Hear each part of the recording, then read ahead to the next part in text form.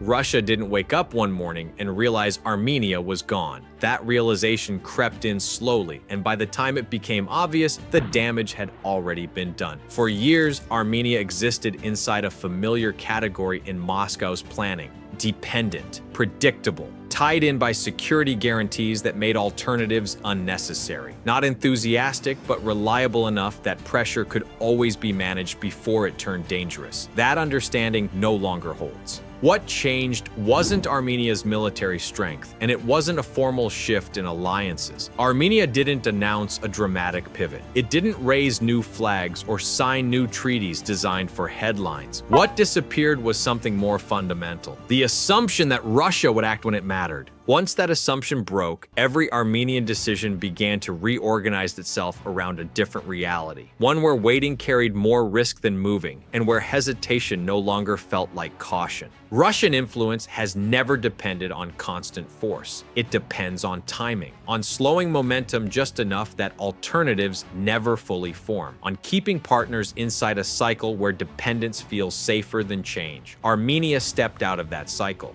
The moment that forced the shift didn't come from NATO or the European Union. It came from Nagorno-Karabakh. In 2023, Azerbaijani forces moved decisively. Russian peacekeepers were present. The CSTO still existed. The security architecture that was supposed to restrain escalation was fully intact on paper. In practice, it failed. From Yerevan's perspective, the outcome was impossible to ignore. Territory collapsed while Moscow hesitated. Statements followed events instead of shaping them. Reassurance arrived after consequences had already settled. That experience didn't just alter Armenia's politics. It altered how Armenian leaders calculated risk, because when a security guarantor fails publicly, trust doesn't snap. It erodes, and erosion changes behavior long before relationships formally end. This is where Armenia's shift becomes dangerous for Moscow. There was no accusation of betrayal, no attempt to shame Russia publicly. Armenia chose a quieter path, one that removes leverage without forcing confrontation. Russian border guards were told to leave Armenia's main international airport. The decision didn't trigger a crisis, but it sent a clear signal. Control over Armenian airspace was no longer assumed to be a Russian role. Soon after, Armenia froze its participation in the CSTO. Exercises stopped mattering. Meetings lost relevance. Financial contributions quietly disappeared. When Armenia stated it would leave the organization, it did so without urgency, as if the outcome was already decided and timing was a formality. That tone mattered. Russia can manage defiance. Indifference is harder to punish. At the same time, Armenia avoided a clean rupture. Trade continued. Energy ties remained intact. The Russian base stayed where it was. Nothing looked like a break from the outside, but internally the relationship had been reclassified.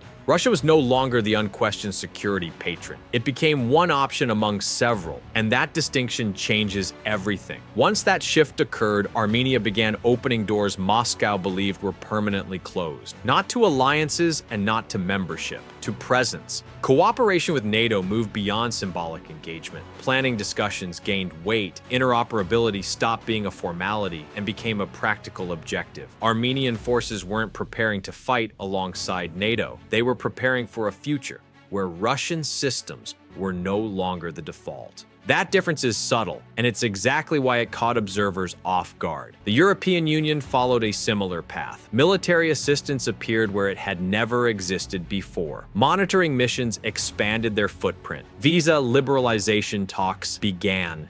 None of these moves were dramatic on their own, but together they signaled something Moscow had not planned for.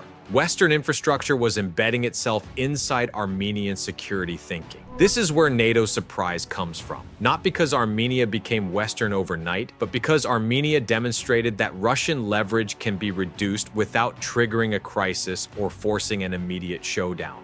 That model is far more destabilizing than an open break, because once one state proves it can do this quietly, others start watching closely. The most revealing move, however, didn't come from Brussels or NATO headquarters. It came from India. When Armenia began buying weapons from New Delhi, the decision wasn't about firepower. It was about supply chains. Russian weapons had always come with dependencies that extended beyond hardware. Training pipelines, maintenance requirements, and political expectations traveled with them. Indian systems did not. The purchases didn't replace Russia overnight. They removed exclusivity. And once exclusivity disappears, influence weakens, whether anyone announces it or not. This is how alliances unravel in the real world. Not through betrayal, but through redundancy. Armenia didn't turn on Putin in a single moment. It turned away from the belief that Russia would always be there when it mattered. Once that belief died, NATO didn't need to recruit Armenia. Armenia began searching for options on its own. That is the shift Moscow didn't expect. And it's only the beginning of the problem. For decades, Armenia sat in a category Western planners rarely questioned. Locked in, constrained by geography, bound to Moscow by security arrangements that looked permanent from the outside. That perception shaped expectations more than reality ever did. NATO didn't assume Armenia would pivot because Armenia never advertised dissatisfaction in a way that forced attention. When tensions flared in the South Caucasus, Yerevan complained quietly and adjusted internally. It didn't threaten exits. It didn't leverage public ultimatums from Brussels. That looked like resignation rather than calculation. That reading turned out to be wrong. What NATO missed wasn't intent, it was timing. Armenia wasn't waiting for permission to move closer to the West. It was waiting to confirm that the old system no longer worked. Once that confirmation arrived, the shift happened faster than expected because the groundwork had already been laid. Armenia had spent years maintaining relationships that looked minor on paper. Participation in peacekeeping missions, technical cooperation programs, planning frameworks that never crossed red lines but never disappeared either. Those connections weren't designed to replace Russia. They were designed to keep options alive. When Russia failed to act decisively in 2023, those options suddenly mattered. From NATO's perspective, this didn't look like a defection. It looked like a recalibration that skipped the usual warning signs. There was no prolonged public debate about alignment. No dramatic internal split broadcast to the world. Armenian leadership moved with the level of discipline that prevented the shift from becoming a spectacle. That discipline is what made it unexpected. NATO is accustomed to watching countries drift gradually, telegraphing their intentions long before decisions harden. Armenia didn't follow that script. It compressed the timeline by avoiding gestures that would have triggered early resistance. Instead of asking for guarantees, Armenia asked for compatibility. Defense planning conversations deepened without fanfare. Training standards quietly shifted. Interoperability stopped being theoretical. None of this required NATO to make a headline decision, which made it easier to absorb without provoking Moscow. That subtlety matters. NATO didn't expect Armenia to move this way because it didn't move like a country seeking protection. It moved like a country trying to avoid dependence. Those are very different motivations, and they produce very different behavior. At the same time, Armenia remained careful not to frame its actions as a rejection of Russia. Official language stayed restrained. Economic ties were preserved. Channels remained open. From the outside, this created ambiguity. From the inside, it created flexibility.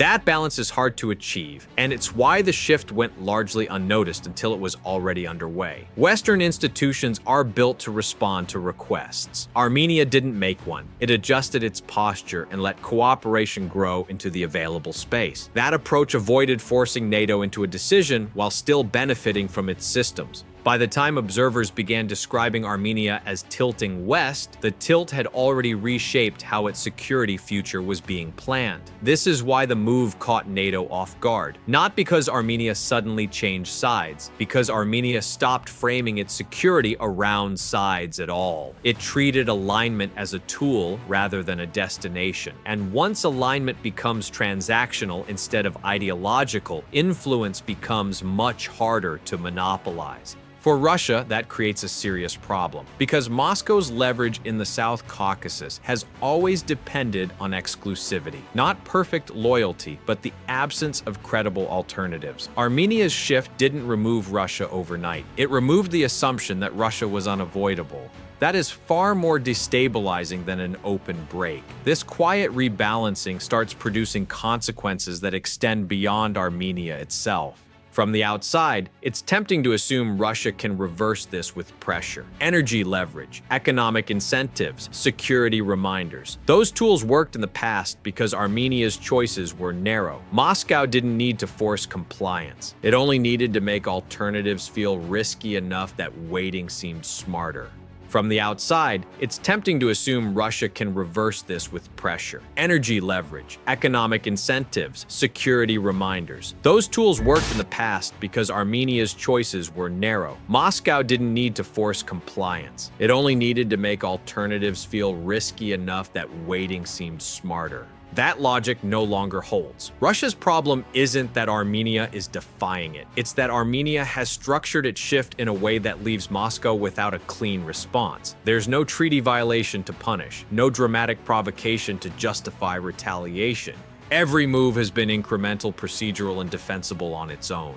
Pressure works best when it's decisive. Armenia has denied Russia that clarity. Energy remains the most obvious lever, but even there the calculus has changed. Armenia still depends heavily on Russian supplies, which limits how far Yerevan can go in a single step. At the same time, that dependence cuts both ways. Disrupting energy flows would impose costs on Russia's own regional posture and invite scrutiny at a moment when Moscow is already stretched elsewhere. Military pressure carries even greater risk. Russia maintains a base in Armenia, but its presence no longer signals unquestioned authority. Using that presence coercively would confirm the very fear that drove Armenia's shift in the first place. Once coercion becomes visible, trust collapses completely. Moscow understands that escalation here could accelerate the outcome it wants to prevent. Economic pressure is similarly constrained. Trade between the two has grown, not shrunk, which complicates punishment. Sanctions or restrictions would harm Russian interests as well as Armenian ones, and they would push Yerevan further toward diversification rather than compliance. This leaves Russia in an uncomfortable position. It can signal displeasure without effect. It can threaten consequences without acting, or it can act and risk losing what influence remains. None of those options restore exclusivity. What makes this especially difficult is timing. Russia is managing far larger priorities simultaneously. Ukraine consumes resources, attention, and political capital. The South Caucasus no longer sits at the top of the agenda in a way that allows for careful recalibration. Any response to Armenia would be reactive, and reactive pressure tends to be blunt. Armenia has structured its shift to exploit that reality. By avoiding sudden breaks, it has denied Moscow a moment that demands intervention. By keeping channels open, it has prevented the relationship from collapsing into confrontation. By diversifying quietly, it has reduced vulnerability without advertising intent.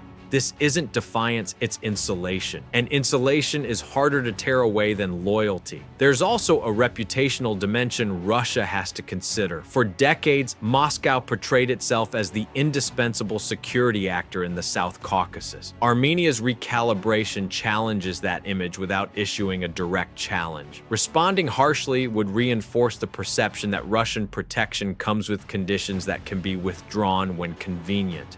That perception doesn't just matter in Yerevan. It matters in other capitals watching closely. Russia's influence has always been strongest, where dependence felt stable. Once dependence starts to feel conditional, partners begin hedging. Armenia's behavior sends a signal that hedging is possible even under difficult circumstances. This is the part Moscow can't easily contain, because influence erodes faster through example than through confrontation. If Armenia can loosen the grip without provoking punishment, the model becomes portable. Other states don't need to follow the same path. They only need to believe that alternatives exist. That belief alone changes calculations across the region. And that's why Moscow's response so far has been restrained. Reassuring language replaces threats. Visits emphasize shared history. Disagreements are framed as misunderstandings rather than breaches. The goal isn't to reassert dominance, it's to slow the drift. Whether that will work is uncertain. Because once a state stops organizing its security around a single patron, restoring that dependency requires more than promises. It requires credibility. And credibility is exactly what eroded when Russia failed to act at a decisive moment.